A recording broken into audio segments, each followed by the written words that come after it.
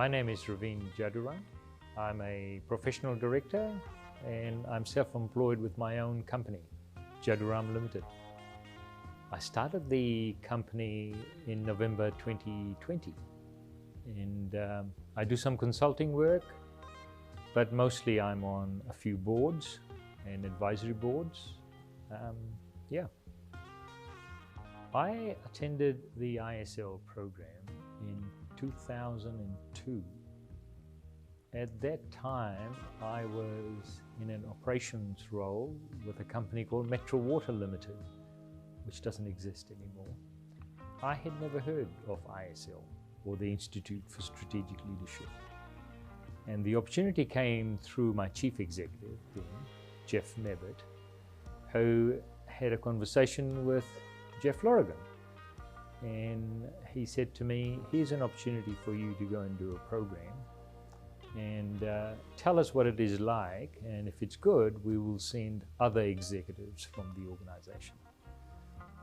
And that's when I went to Queenstown to do SLP 4. When I did the SLP 4, I wasn't even sure what to expect.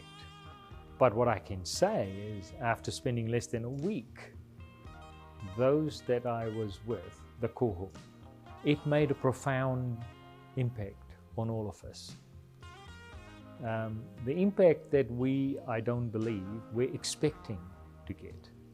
It's a strategic leadership program. So there'll be some strategy, we thought, and there was going to be some leadership. The reality is that week-long program significantly changes us as individuals, changed me as an individual. So I didn't go into ISL thinking that I'm going to come out of it as a changed individual.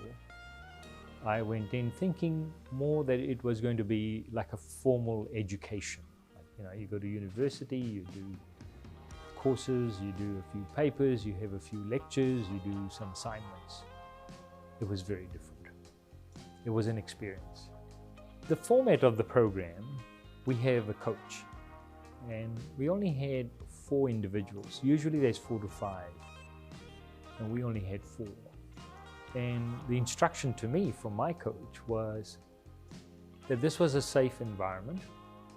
I could experiment during that week with individuals that I didn't know, who similarly would find the environment safe, and they could similarly experiment. The experiment was going to be to work in our uncomfortable zone. So there were certain things that come naturally to me. They're in my DNA. The instruction was, try not to use them. Instead, use those aspects that don't come naturally, the bits that I'm uncomfortable with. And the bits that I'm more comfortable with, I wasn't allowed to do. So generally, I'm the person in a group who would stand up, pick the pen and start writing on the whiteboard. And therefore the instruction was that I wasn't allowed to do that. In fact, I was told who in the group was least likely to pick up the pen and write on the whiteboard, and if I could encourage that person to do so. And that was quite a defining moment, trying to consciously think about the things that you don't want to do and then do them, and the things that would come naturally, and then to constrain yourself from doing them.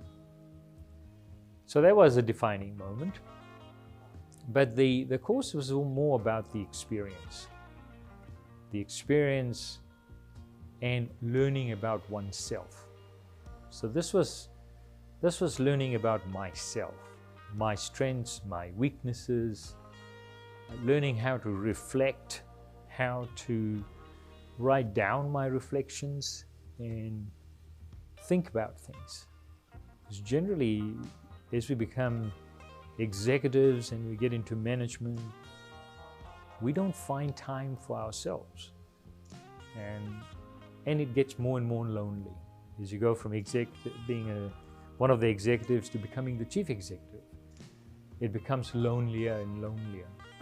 So having some of those disciplines I have continued to use from the time I went to ISL in 2002 to when I finished being CEO, and I continue using it in my directorship roles. The ISL program is held at the Millbrook in Queenstown or Arrowtown, and that itself is quite memorable. The ambience, the environment, and then we would get a strategic problem, a strategy problem to solve for a local company. And the organization that was our project was Gibston Cheese, I think. And the strategy has to be done like in 2 days. And it's one of those pressure points where, you know, you can really go into a dip, and how well you come out of it sort of defines the strength of the team and the strength of the individual. And our team did quite well, so I think that's a good thing. Since doing the program, I then did a few other programs with the ISL. There was one on coaching, and then there was a CEO program that I did with ISL as well. So I sort of followed ISL, and Jeff Lorigan, the founder, and I had many conversations, and he also had an initiative called the Power of 12, and I was part of the Power of 12 as well. So there are many moments out of those programs and the interactions with Jeff around leadership, the importance of leadership, and the importance of being able to follow the leader, because you can only have leaders if there are people who are willing to follow. And being a follower also takes effort, without us realizing it. But there are reasons why we follow anything, why we follow people or loyalty to organizations. The Power of 12, the power, when you put something, it compounds, was an initiative where a number of chief executives would get together every month during a morning session and then conclude with lunch. But the morning session would be around the discussion on a topic that would be of value to chief executives around leadership. And it was, of course, led by Jeff Lorigan. His offices at that point in time were in Simon Street. I think it was number 8 Simon Street. Looked like number 10 Downing Street. Similar color on the door and the number. A number of those chief executives have gone on to become chief executives of major institutions, a number of them of banking institutions. Bank of Scotland, the ANZ Bank in Australia, the Commonwealth Bank. Yeah, those interactions with those individuals were quite important because they brought different perspectives from different industries. They also brought a difference in opinion, and we could confront and professionally and debate and share. And sometimes we would have a common problem that we hadn't realized was so common that everyone had them, and then talk about how we were each approaching those problems and solving them. So that collaboration and companionship was quite important. As I said earlier, if you're a chief executive, it can be quite lonely.